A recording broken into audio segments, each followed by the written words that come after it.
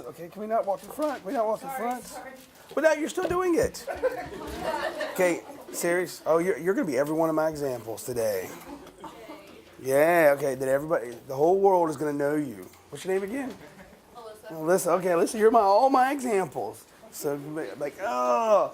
All right, we look at diffusion of responsibility. All right, the issue here is, we're going to start, this is an old question in history of philosophy and in psychology. And the issue here is, why are people good? Are they good because they might get caught? Right? So that if you wouldn't get caught, would you steal? I love your honesty. Right? If you would not get caught, okay, I've left $20 sitting somewhere. Actually, that is actually true. Right? And you just walked by and you knew that you would not get caught, would you take it? Yes. A is yes.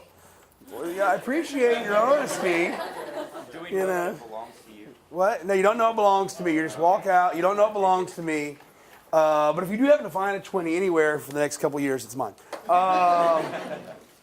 Next couple of years. Yeah, the next couple of years, right? Would you take it? So let's go. So you do ask an interesting question, though. If you knew it was mine, without having any effect, you'd probably take it quicker. 3, 2, 1. You're like, eh. Let's see. Most of y'all are like, yes, you would. Because you're like, oh, there's not a chance I'd get caught. Plato introduces this story in one of his manuscripts. He talks about Gyges' ring. And the story of Gyges' ring is like, imagine you had a ring that would make you invisible whenever you turned it. And if you ever read H.G. Wells' Invisible Man, he also has a similar theme. And in H.G. Wells' Invisible Man, what's the first thing he does when he turns invisible? You ever read the story? He goes and starts stealing stuff. Right? It's like the first thing he would do. It's like, if I knew I was invisible, where was the first place I would head, right? And Plato asked this question. And Plato concludes there's no one who would have such iron strength of will as to stick to what is right and keep his hands from taking other people's property. The only reason we're good, Plato argues, is because we might get caught. And he argues that no man is just of his own free will, but only out of compulsion. You think Plato taking this too far? Think he's right on the money? Melissa, what do you think? No, you don't know? So, okay, so you know there are going to be no consequences to your actions. No one's going to know. Are there times and places where your friends would never find out what you did? Right? You go to spring break, right? That's a time and place. Mardi Gras, time and place where people won't know what you did. Do you think people act the same in those situations as they would at home? Why not? Because they still have to be accountable for our actions. Because you're not going to have to be accountable. And so there's a sense in which, does this accountability influence our behavior? Well, you might have seen a little art film that dealt with this, had a small release. Right? What is the basic theme of this trilogy? If you had absolute power, would you stay just, right? And what do they conclude? No. Right? Some other ones. Sociologists have gotten involved in this, so this is going to be, I know y'all have been wondering when you're going to get some German words and conveniently have a cold to say them. Gemeinschaft and Gesellschaft. And these are two different types of societies that we're going to argue might have different consequences. And this has to do with the size of society. So let's think about a very small social group, say about a dozen people, where everyone knows everyone, versus a large social group of, say, 1,000 people, where not everyone knows everyone. And the sociologists said, will this affect people's behaviors? And they said, well, in smaller societies, there tends to be this sense of community, right? It's, we're all part of a group. You wouldn't steal from a member of your group.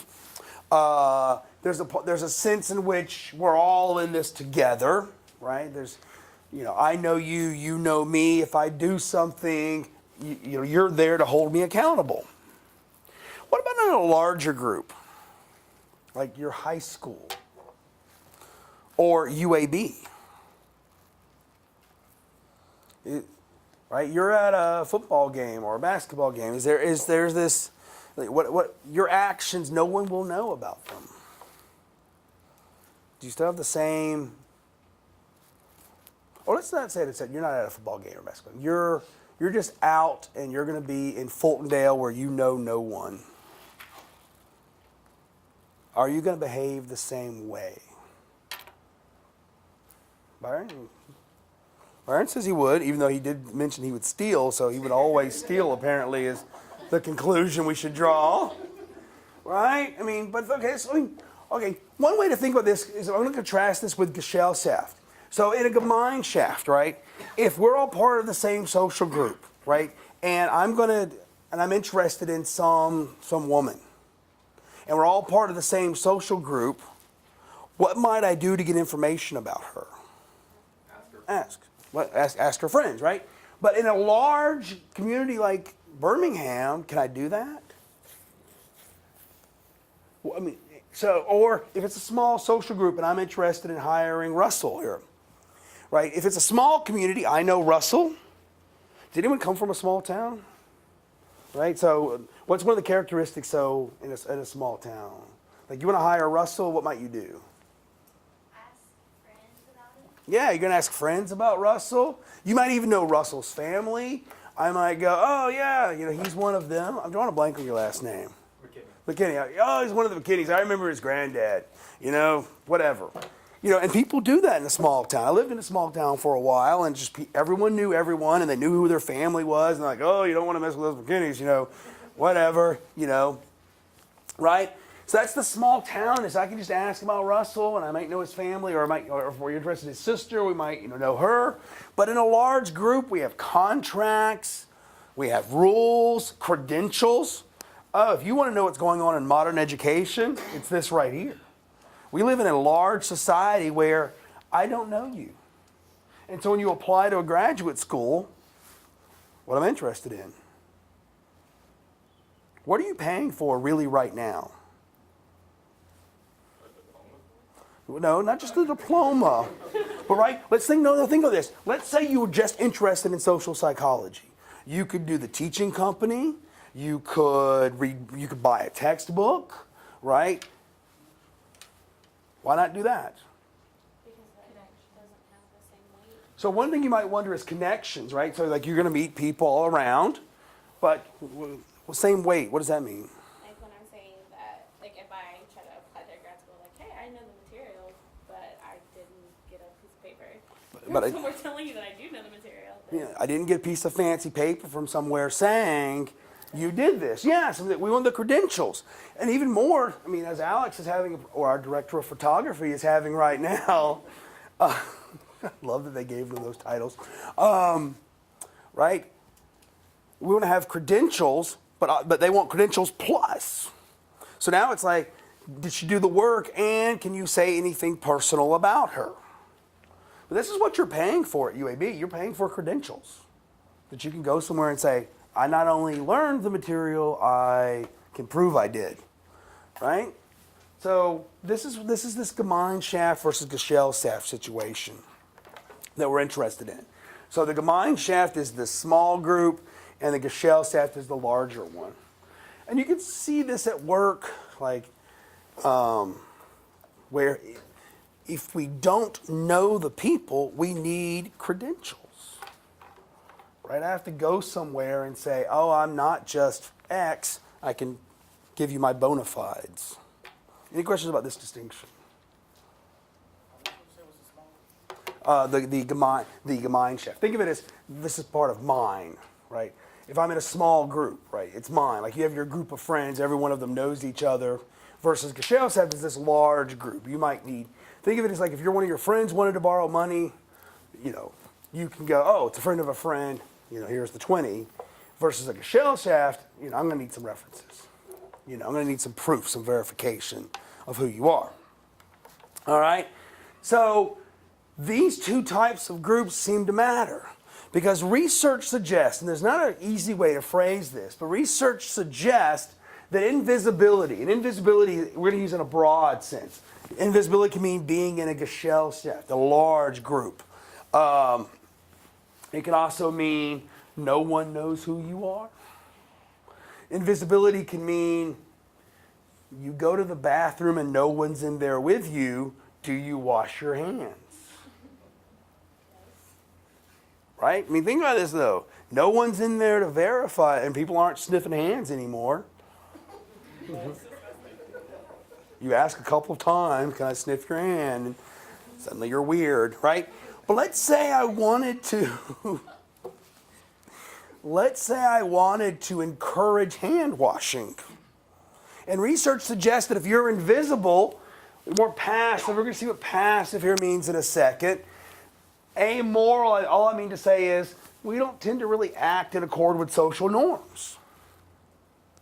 And I think a bathroom is a good example of this, right? Because you're in there, no one's in there with you, you wash your hands, you don't wash your hands, no one knows. If I wanted to encourage hand washing, what might I do? Have someone in there at all times. Okay, or I can have someone in there, that's a little creepy. No, like, they can have like towel thing. What? Yeah, the towel. You know, like they have those at strip clubs. So other people would just I've heard. Yeah. For some reason, people tell me lots of strange facts. Although I think they're in strip clubs for a different reason. That's disgusting. I didn't say what the reason was. I'm pretty sure. We're pretty sure we all went there immediately, right? Yeah, right? But like there's a bar here in Birmingham, Stillwater. Anyone been there?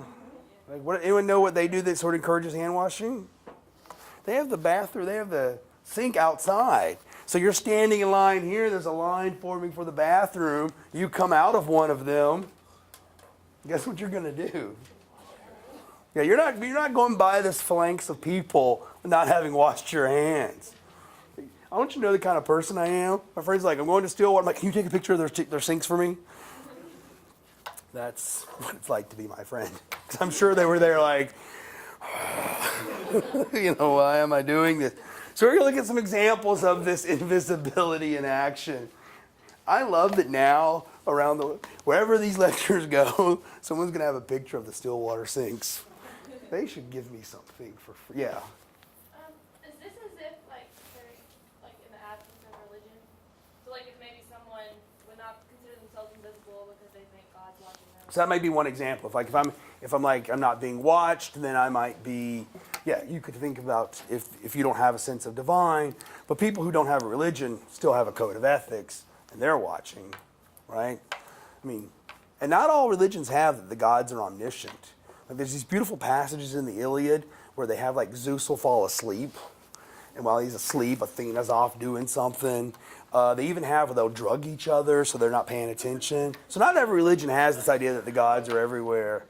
But that's a good question. Like you can think about the internet as one place where you're invisible, right? And so I don't know all the names of the file share programs since Napster and BearShare, which always sounded vaguely pornographic to me. BearShare, I was always thinking like, do y'all know what a bear is? Yeah, and I was always like, why is it called BearShare? But whatever. Do y'all have any stolen music on yours? LimeWire, there's the other one. LimeWire. FrostWire, yeah. Right? So it's like With the Frostwire after LimeWire was shut down. LimeWire, FrostWire. They're just like, we put wire in our name, maybe everybody will find it. Right? A couple years ago, I was like, why don't everybody just go to the library and check out CDs and rip them? No, they're not coded, but it's illegal. Technically, the recording industry's law. What? I know movies are coded. Yeah, with some sort of. Yeah, but the CDs aren't. But the recording industry's official policy is: let's say I buy a CD, rip it to my computer, and give you the CD, that I'm now illegal. Yeah. Yeah. So, but it's like you start going. So don't go to the library, rip CDs and whatever. I was just, Someone's in your car and they're listening to the CD that you purchased. that is, I think, still acceptable. And also, they're like you can. How far can they get? They've gone to some silly extremes. One of them recently said he wanted everybody to go back to tapes. I'm like, are you kidding me? That's not. Yeah, that's gonna happen. But so, do I think this number's low? Yeah. I don't have any soul music Anymore? anymore, so. Well, not since like LimeWire. Like, But you still have the ones from LimeWire. They cleared my computer. 'Cause I shared too, so I had the option to like have my computer wiped or go to court. Really? Ooh. So I had my computer wiped. And you know, like they were charging like $20,000 a song or something Yeah. absurd. So I could take my computer to the Geek Squad at Best Buy and let them wipe it for me. Even if you had bought a CD, they still No, made you. it was like all my like downloaded LimeWire. Wow. I didn't say anything. No, I was like 14. I was scared. Yeah, wow. Interesting. What's great is she's like, I didn't say anything. It's on tape. You know.